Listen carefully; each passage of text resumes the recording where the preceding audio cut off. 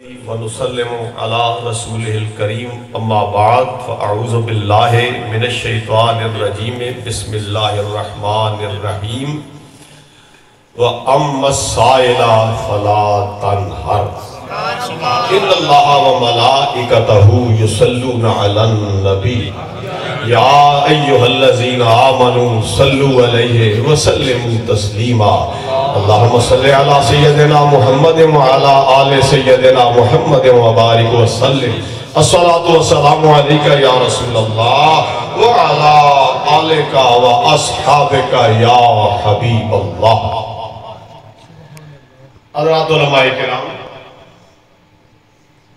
دیگر سامعین ذی احتشام، بالخصوص ہمارے میزبان جناب سید الواحد صاحب واجب الاحترام، حافظ مبلغی صاحب نے جو کیفیت بنائی، تو اس حوالے سے میں ایک بات پیش کروں گا۔ ایک محدث کا حوالہ میں پہلے پیش کر چکا، آج اس کو کیفیت بنی میں وہ حوالہ پھر دوہرا دینا چاہتا ہوں۔ یہ یاد رکھنا کہ میں جو بیان کرتا ہوں نا، کتابوں سے پڑھ کے بیان کرتا ہوں، میں اور خطیبوں کی تقریریں سن کر بیان نہیں کرتا۔ ویسے یہ حوالے جو ہے نا، یہ حوالے بھی ہر خطیب دیتا ہی کوئی نہیں جو میرے پاس ہے، الحمدللہ۔ تو میں حوالہ پیش کر رہا ہوں، ایک نامور محدث تھا، امام شہاب الدین ابن حجر عسقلانی رحمت اللہ علیہ، جو بخاری شریف کے سب سے مقبول ترین شارح مانے گئے، فتح الباری۔ یہ علماء ہی جانتے ہیں کہ اس کا کیا مقام ہے، فتح الباری کا کیا مقام ہے۔ ابن حجر 852 ہجری میں وصال، 9ویں صدی ہجری میں ہی وہ رہے۔ انہوں نے ایک تصنیف فرمائی، غبطۃ الناظر فی ترجمۃ الشیخ عبد القادر۔ اس میں ایک بات لکھی ہے۔ اب غوث پاک کے حوالے سے باتیں تو بہت ساری ہیں، آج موضوع وہ نہیں تھا، وہ کلام سی کیفیت بن گئی، تو میں تو میرے طور پہ عقیدے کا ترجمان ہوں، میں تو یہی پڑیاں اور یہی نسخے ساتھ لے کے آتا ہوں۔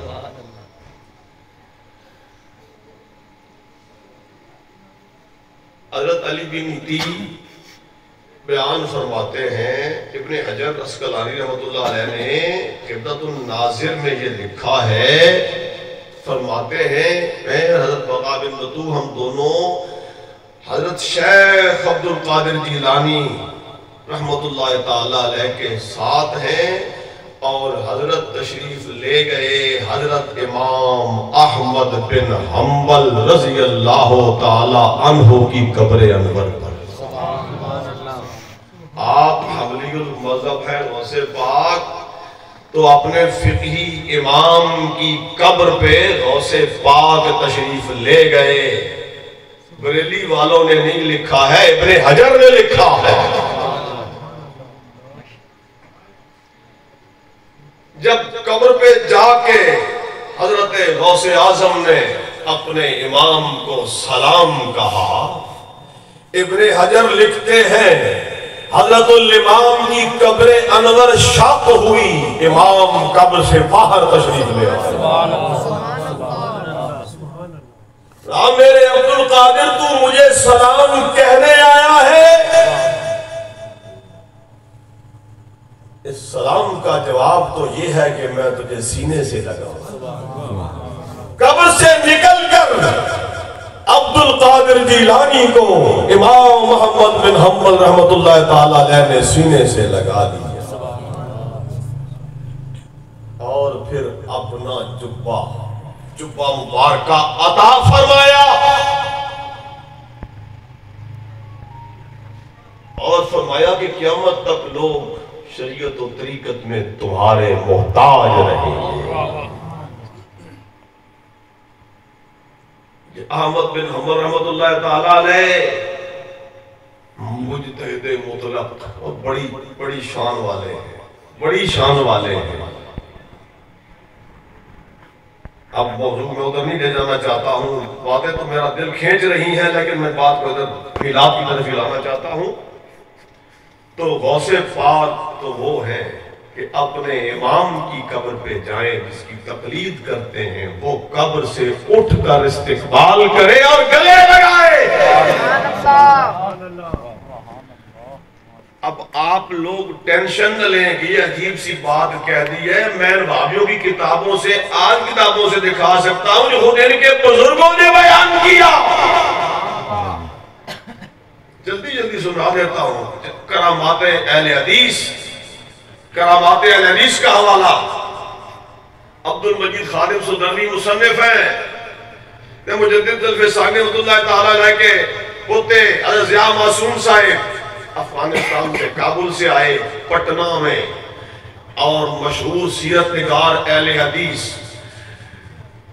حضرت مولانا سلیمان منصور پوری ملاقات ہوئی تو شیخ نے فرمایا مولانا چلو میرے ساتھ، میں اپنے بابا شیخ مجدد کی قبر انور پہ حاضری پیش کرنے جا رہا ہوں، آپ بھی میرے ساتھ آؤ۔ یہ حضور میں حاضر چل پڑے ساتھ۔ کتاب کرامات اہل حدیث، جس کا جب جی چاہے میرے پاس آ کے چیک کرے۔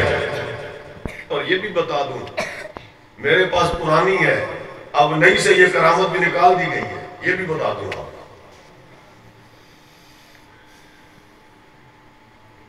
تو وہ ضیاء معصوم صاحب کے ساتھ سلطان سلیمان منصور پوری جاتے ہیں سرہند شریف۔ ضیاء معصوم صاحب اپنے بابا کی قبر انور پر جاتے ہیں تو جاتے ہی مراقبے میں چلے جاتے ہیں۔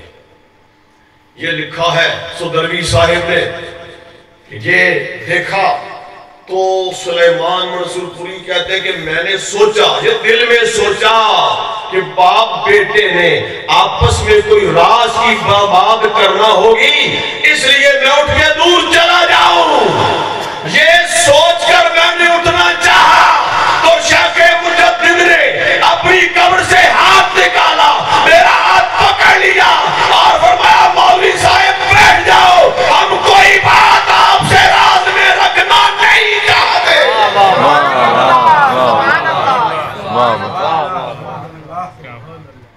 منظور پوری صاحب کہتے ہیں یہ واقعہ بیداری کا ہے، یہ خواب کا نہیں ہے، یہ بیداری کا واقعہ ہے۔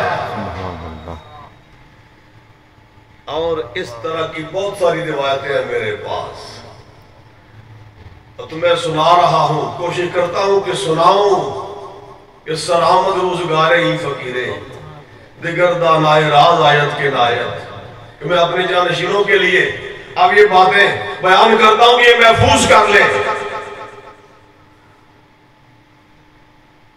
ہم نے جو اپنے اکابر سے فیض پایا،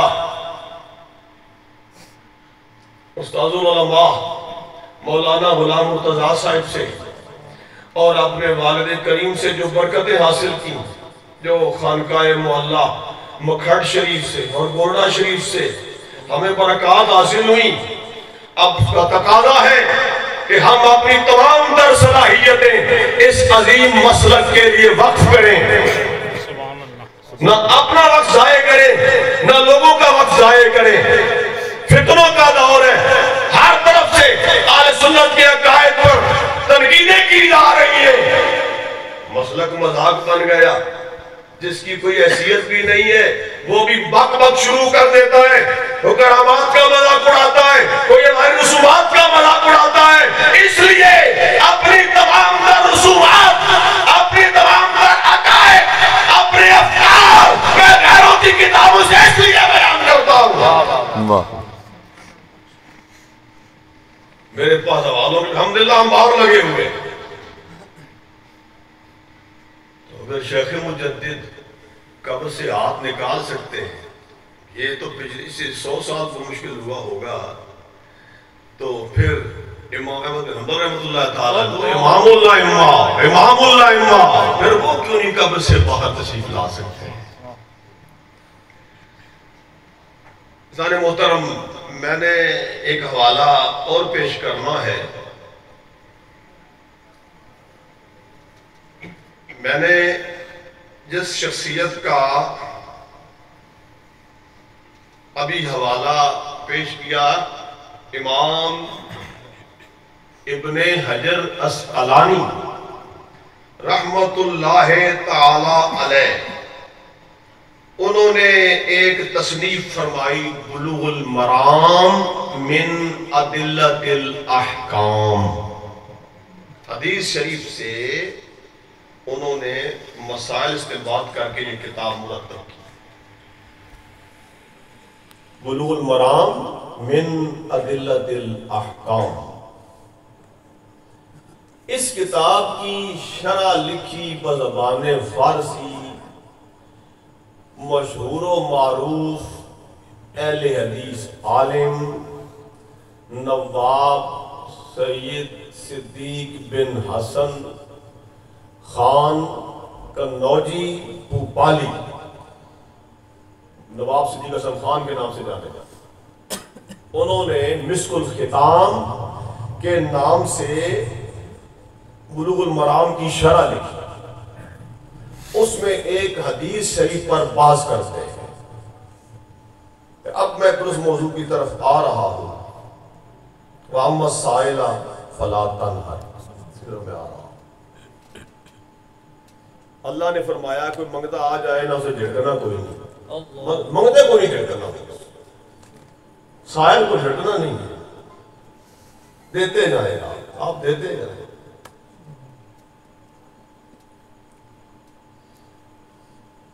حدیث شریف پر بات کر رہے ہیں کہ حضرت ربیعہ رضی اللہ تعالیٰ عنہ نے نبی پاک صلی اللہ علیہ وسلم کو وضو کروایا تو سرکار نے خوش ہو کے فرمایا سال مانگ۔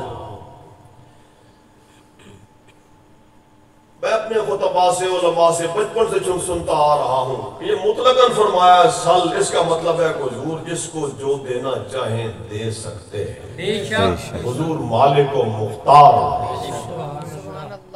جس کو جو چاہیں جب چاہیں جتنا چاہیں دے سکتے ہیں۔ اس پر تبصرہ اپنے اکابر سے سنتا آ رہا تھا۔ اب یہ حوالہ صدیق حسن اہل حدیث کا، اس حدیث شریف پر انہوں نے کن لفظوں میں تبصرہ کیا کہ یہ وہ فرماتے ہیں حضرت ربیعہ قال النبی صلی اللہ علیہ وسلم سل بے طلب ہر چمی خواہی از خیر دنیا و آخرت، مانگ دنیا کی خیر چاہتا ہے تو دنیا کی خیر مانگ لے، آخرت چاہتا ہے تو آخرت مانگ لے۔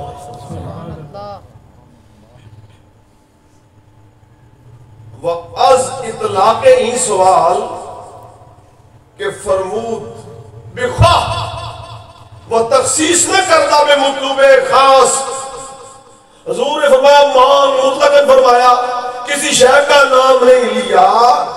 اب اس کا نتیجہ کیا ہے؟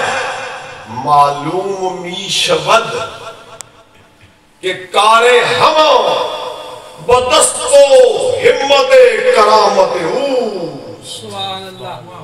صلی اللہ علیہ وسلم ہر چے خواہد و ہر گرا خواہد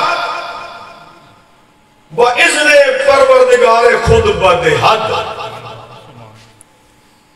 اس کا نتیجہ، اس کا محصل یہ ہے کہ اللہ نے آپ کو یہ اذن عطا فرمایا کہ جس کو جب چاہیں جو چاہیں عطا فرمائے۔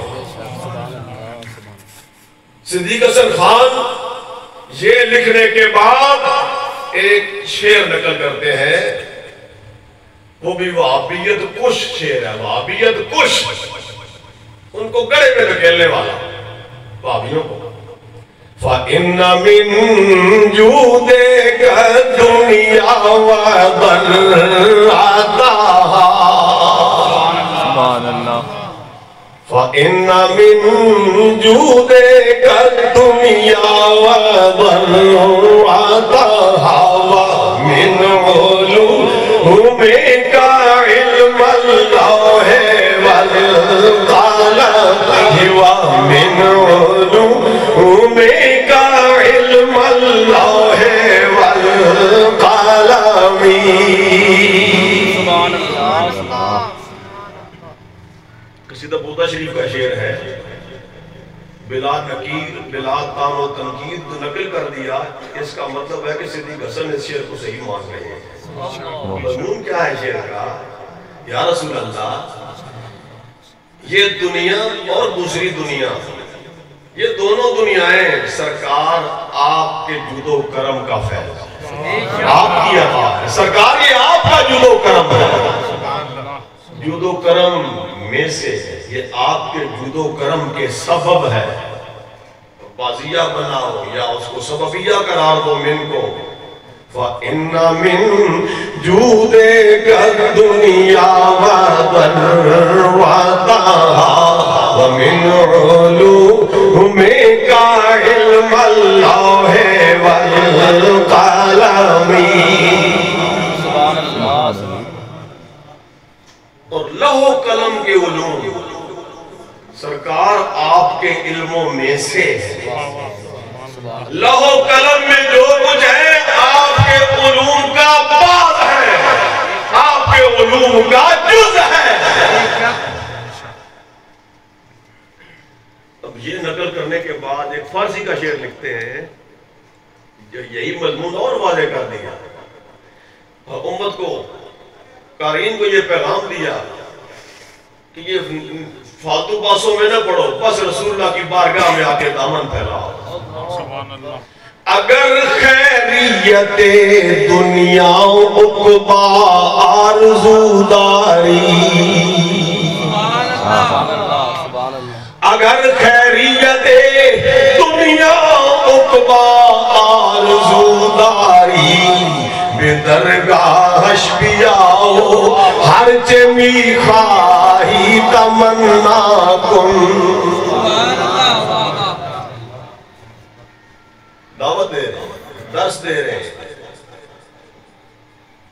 لکھی ہے حدیثوں کے لیے، حدیثوں بے درگاہش بیاؤ ہر چمی خواہی تمنا کن۔ آؤ رسول اللہ کی بارگاہ میں، جو چاہو مانگ لو، دے سکتے ہیں کیا کچھ کہ وہ کچھ دے نہیں سکتے،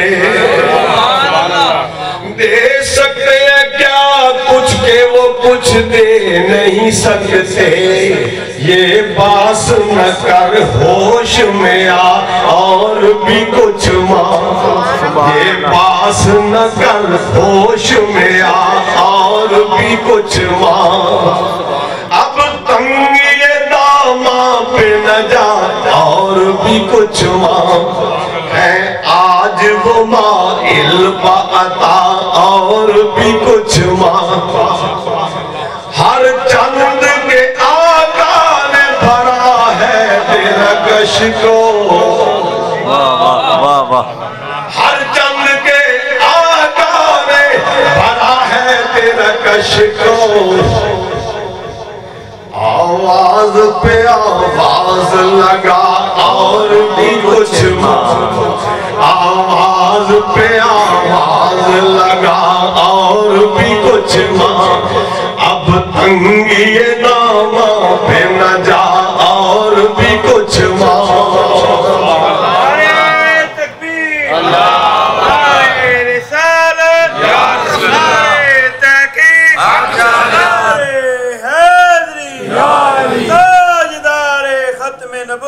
زندہ باد زندہ باد تاجدار ختم نبوت، زندہ باد زندہ باد تاجدار ختم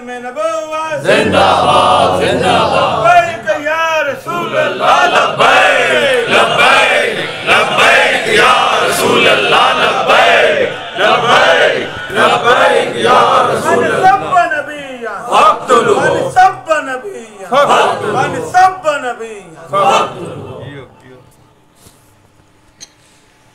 اب صحابہ کا یہ عقیدہ تھا، صحابہ کا یہ عقیدہ تھا۔ میں بخاری شریف سے وہ جو میں نے روایات عرض کی پیش کرنا چاہتا ہوں وہ ذرا آپ سماعت فرما لیں۔ حضرت جابر رضی اللہ تعالی عنہ اس حدیث شریف کے راوی فرماتے ہیں کہ احد میں میرے والد جناب عبداللہ رضی اللہ تعالیٰ عنہ شہید ہو گئے۔ وہ خاصے مقروض تھے اور میں ان کا اکلوتا بیٹا، 9 بیٹیاں، میری 9 بہنیں اور چھوٹی چھوٹی بہنیں میری، باپ کا سایہ سر سے اٹھ گیا اور قرض بھی ہے۔ فرماتے ہیں ہمارا ایک کھجوروں کا کچھ باغ تھا، کچھ کھجور کے پودے لگے ہوئے، باغ تھا ہمارا جس پر ہمارا گزر بسر ہوتا تھا۔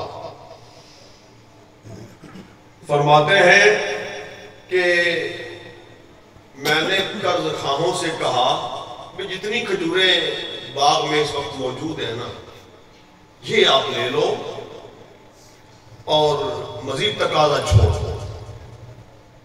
لیکن وہ تو اس بات پہ قرض خواہ تو راضی نہیں ہوئے۔ فرماتے ہیں کہ میں نے نبی پاک صلی اللہ علیہ وآلہ وسلم کی خدمت میں جا کے یہی بات عرض کرتا، یا رسول اللہ صلی اللہ تعالیٰ علیہ وسلم کہ مسئلہ میرا یہ ہے، 9 میری بہنیں، بہت سا قرض ہے، باپ کا سایہ سر سے اٹھ گیا، یہ ایک باغ ہے جس پر پورے سال کا گزارا ہے، لیکن میں قرض اتارنے کے لیے سب دینے کو تیار ہوں، لیکن قرض خواہ مانتے نہیں۔ یا رسول اللہ آپ میری شفاعت فرما دیں، سفارش کریں۔ تو نبی پاک صلی اللہ علیہ وآلہ وسلم سفارش فرمانے کے لیے تشریف لے گئے۔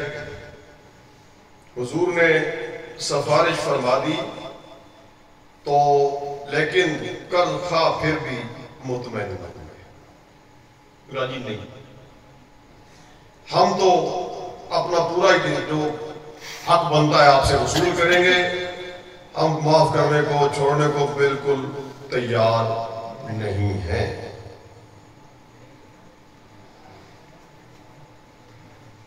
اب وہ مانتے نہیں اور ان کے پاس قرض کی ادائیگی کی اور صورت کوئی نہیں، یہ پریشان ہے۔ مشکل 20 سال کے لگ بھگ عمر تھی، اتنی عمر کے وہ پریشان ہے بڑے۔ تو نبی پاک صلی اللہ تعالیٰ علیہ وآلہ وسلم کسی کو پریشانی میں مبتلا دیکھ لیں تو اس کو پریشان کب رہنے دیں؟ یہ کیسے ہو سکتا ہے؟ اب دیکھیں جی سرکار نے کیا کیا، سرکار نے کیا کیا؟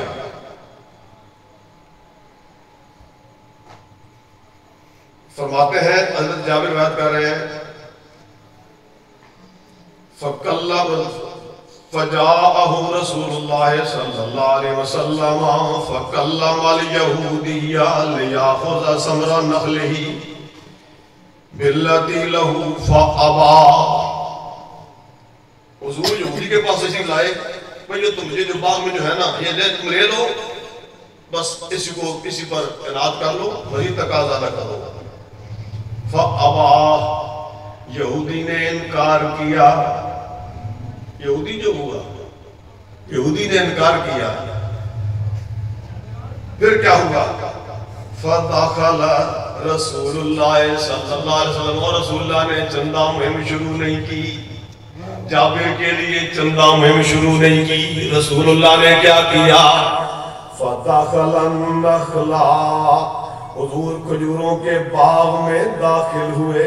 فدخل رسول اللہ صلی اللہ علیہ وسلم النخلا فمشا فیہا۔ سبحان اللہ، سبحان اللہ۔ کچھ پڑا کوئی نہیں، روایت یہ کہہ رہی ہے بخاری فَمَشَا فِيهَا رسول اللہ نے اپنے قدم مبارک لگائے قدموں سے زمین کو مس کیا پاک کی زمین کو اپنے قدوم میمنت لزوم سے مس کیا اپنا لمس عطا کیا پاک کے اندر جا کر اپنے انفاس طاہرہ کی ہوا ان پہ ڈالی سبحان اللہ ثم قال لجابر جد له فأوف له الذي له فجده بعد ما رجع رسول الله صلی اللہ علیہ وسلم فأوفاه 30 وسقا وفضلت له 17 وسقا سبحان اللہ حضور نے فرمایا بس اب ہم نے جو کرنا تھا کر دیا اب تم ان کو ناپ کے تول کے ان کو دیتے جاؤ قرضخواہوں کو دیتے جاؤ جابر نے یہودی کا جو حق بنتا تھا وہ پورا دے دیا کھجوریں پھر بھی بچ گئیں مالک کونین ہے گو پاس کچھ رکھتے نہیں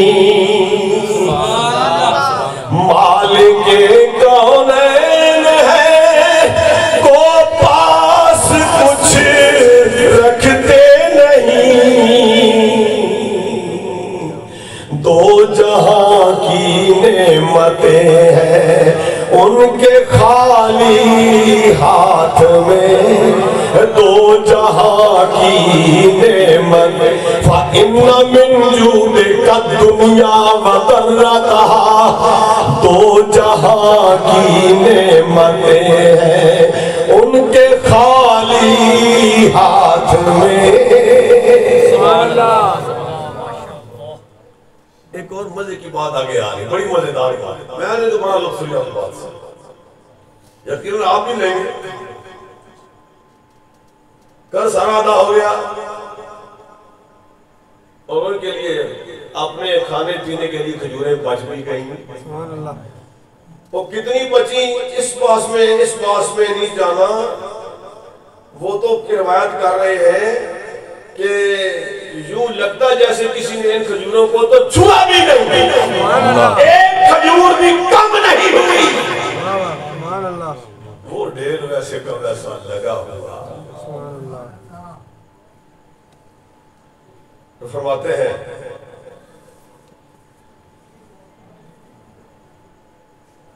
پھر حضور کی بارگاہ میں آگئے سرکار کی بارگاہ میں آگئے خوشخبری سنانے آئے ہیں سرکار کو بتانے آئے ہیں فجاء جابر رسول اللہ صلی اللہ علیہ وسلم لیخبرہ بالذی کانا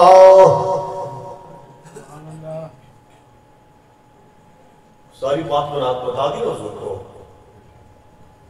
بتانے آئے نا فواجدہ یصلی الاسرا سرکار اثر پڑھ رہے تھے پڑھا رہے نماز فلما انصرف اخبرہ بالفضل اب فضل کا میں دورہ مانا کروں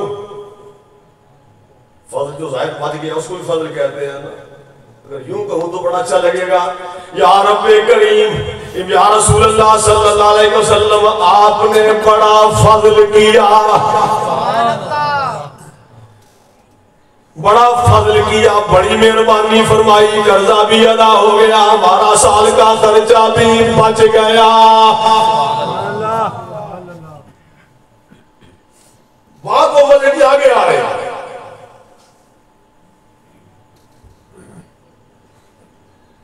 سنیوں کے سینے میں ٹھنڈ پڑے آپ اپنے عقیدے پہ ناز کریں گے حضور کے فضائل سن کے خوش ہوتے ہیں نا آپ اپنے عقیدے پہ ناز کریں گے سرکار نے ساری بات بتائی نا پھر کیا ہوا فقال اخبر ذاک ابن الخطاب جابر جاؤ یہ سارا واقعہ، یہ سارا معجزہ، معجزے کا سارا قصہ جا کے عمر کو بھی سنا دو۔ سبحان اللہ۔ یہ ساری بات عمر کو سناؤ۔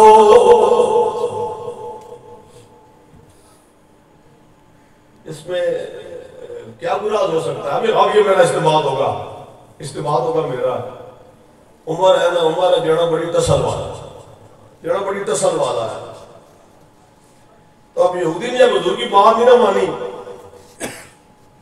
تو عمر تو وہ ہے کہ وہ جو ذرا سی سرکار کی گدی دیکھے تو تلوار نکال لیتا ہے۔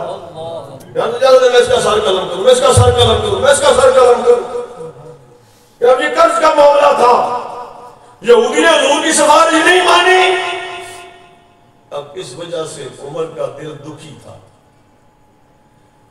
طبیعت پر خفگی بوجھ ہوگا، تو فرمایا اخبر ذاک ابن الخطاب،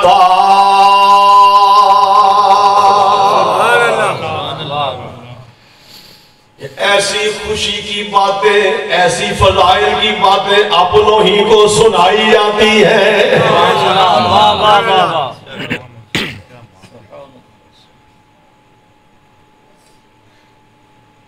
مزے کی بات بھی اور آگے آ رہی ہے۔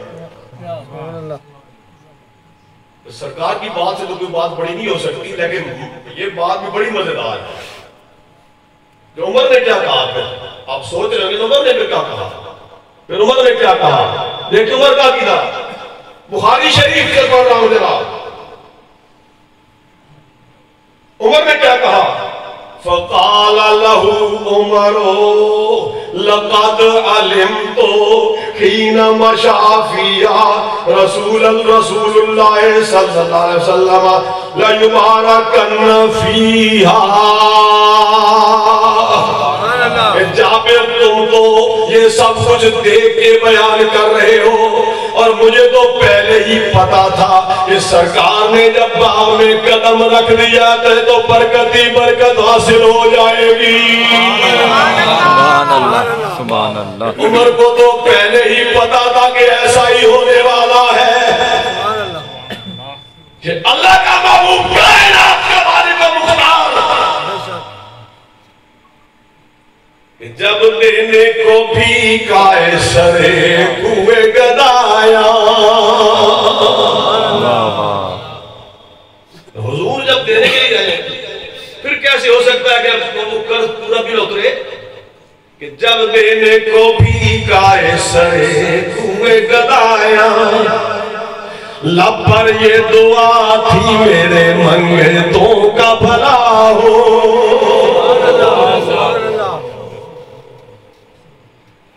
احباب گرامی،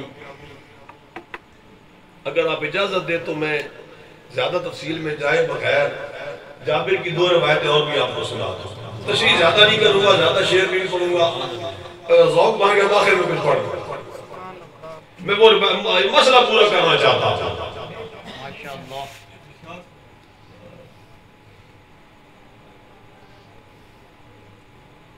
جابر فرما رہے ہیں، یہی جابر آ رہے ہیں، جنگ خندق کا موقع ہے۔ چلو میں عبارت ہی سنا پتا کہ جلدی ہو جائے۔ حوالوں کو میں سمجھتا ہوں، آپ جو میں حوالہ دوں نا دھڑا لے کے ساتھ اس مجلس میں چاہیں بیان کریں۔ کسی نہ کسی وہابی کو تو ایک آدھ کو ضرور سنا دیں، کیا پتہ اللہ تعالیٰ اس کی اصلاح کر سکتا۔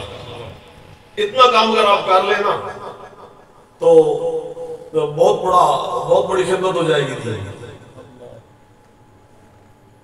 جو میں نے حوالے پیش کیے اہل حدیث بزرگوں کے حوالے پیش کیے، یہ بخاری شریف کے حوالے پیش کیے، یہی تو ہمارا عقیدہ ہے، بخاری تو ہماری ہے۔ جابر فرماتے ہیں کہ خندق ہوتی جا رہی تھی تو 3 دن ہم نے کچھ کھایا پیا نہیں، بھوک کی وجہ سے یاروں نے صحابہ نے پیٹ میں پتھر باندھے ہوئے تھے۔ جو حضور سے شکایت کرتے ہیں تو سرکار پیٹ دکھاتے ہیں تو ہم نے 2 پتھر باندھے۔ پتہ نہیں کتنے دنوں کا فاقہ سرکار کا ہے۔ جابر فرماتے ہیں کہ میں اپنے گھر چلا آیا، خندق مدینہ پاک میں ہی ہے نا، بہت دور تو نہیں ہے نا، میں شہر میں اپنے گھر میں آیا، اہلیہ سے کہا کہ میں نے یہ محسوس کیا کہ سرکار کو بھوک لگ رہی ہے، گھر میں کچھ ہے، جی تھوڑے سے دانے غلہ تھوڑا سا ہے، جو کوئی تھوڑے سے ہمارے پاس ہے، اور چھوٹا سا ایک دمبا ہے، چھوٹا سا زیادہ بڑا نہیں،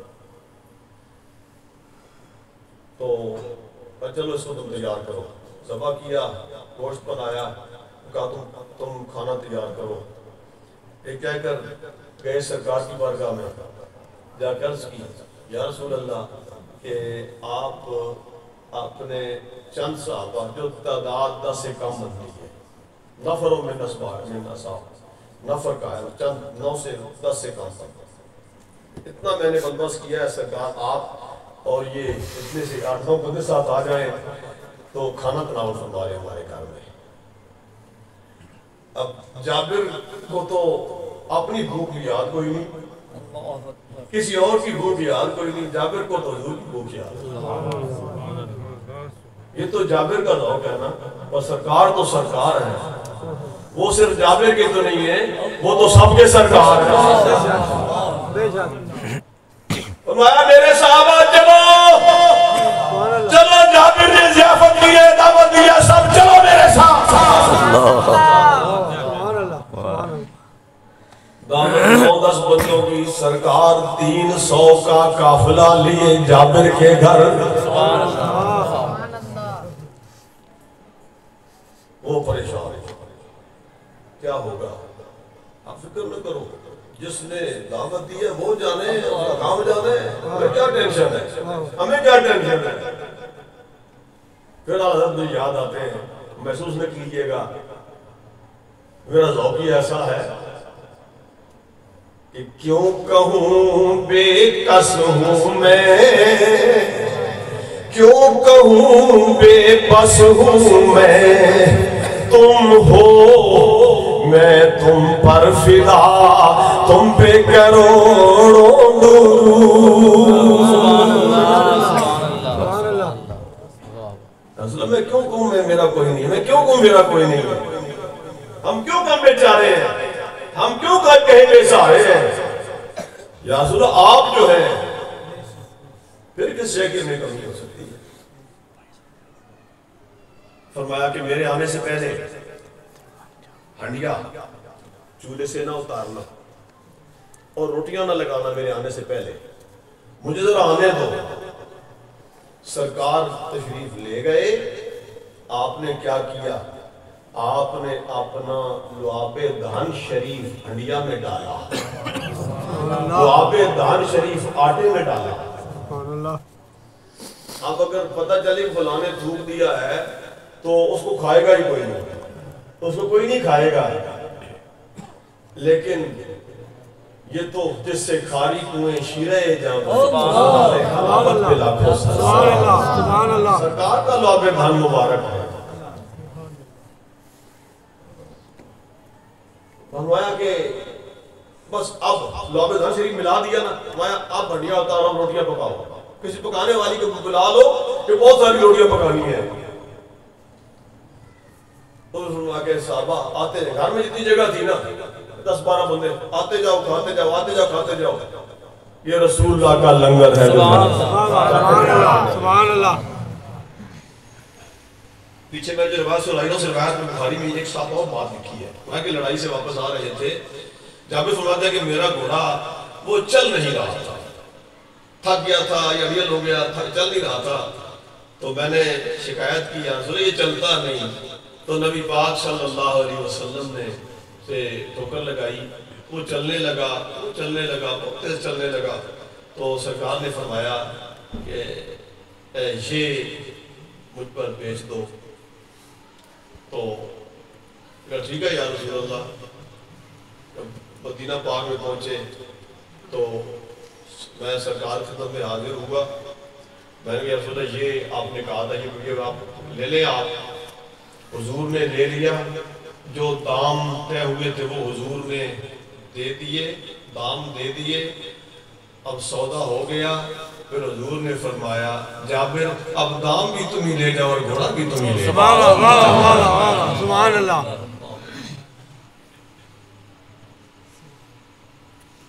میں جابر کی دوسری روایت پیش کرتا ہوں. بہت سارا استنباط ہے اس پر, لیکن میں بات آگے بڑھا رہا ہوں. آخری روایت پیش کرتا ہوں جی. جابر فرماتے ہیں کہ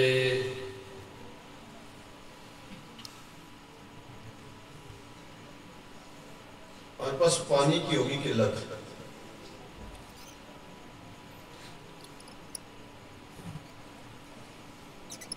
ہم جاتے ہیں ناسو یوم الحدیبیہ, حدیبیہ کی بات. پیاس لگی, پانی ختم ہو گیا, پانی کوئی نہیں. سرکار سے عرض کی گئی تو نبی پاک صلی اللہ علیہ وآلہ وسلم نے وضو فرمایا اور پھر اپنا دست مبارک اسی برتن میں رکھ دیا. سبحان اللہ.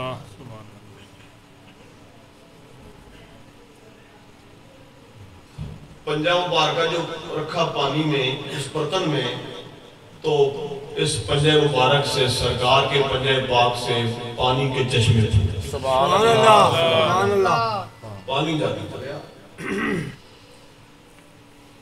سب نے پی لیا. فَشَرِبْ النَّارِ, وہ کہہ سکتے ہیں حضور کچھ نہیں دے سکتے. ایمان سے بتاؤ کیا جابر یا کوئی صحابی کہہ سکتے ہیں حضور کچھ نہیں دے سکتے؟ پھر عقیدہ تو بریلویوں والا ہی صحیح ہے. بے شک صحابہ کے تو ہم ہیں. بے شک جو کہتا کچھ نہیں دے سکتے, کچھ نہیں دیتے, کچھ نہیں دیتے, ہمارے جیسے بشر ہے, اس کا صحابہ سے کیا تعلق ہے؟ بے شک. فَشَرِبْنَا وَتَوَضَّعْنَا فَشَرِبْنَا وَتَوَضَّعْنَا, ہم نے پیا بھی, ہم نے وضو بھی کیے. سبحان اللہ. اب سائل نے سوال کیا قیل لجابر کم کنتم, تم کتنے تھے؟ جابر نے جواب بڑا غضب کا دیا, بڑا غضب کا جواب دیا ہے. یہ نہیں ہم اتنے تھے, یہ نہیں کہا. فرمایا اگر ہم 1,00,000 بھی ہوتے پانی کم نہ ہوتا. سبحان اللہ. بے شک.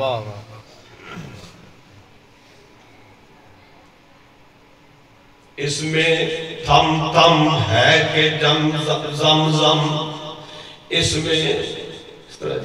میں تھم تھم ہے کہ جم, اس میں زمزم ہے کہ, اس میں کم کم ہے کہ بیش, اس میں تھم تھم ہے کہ جم.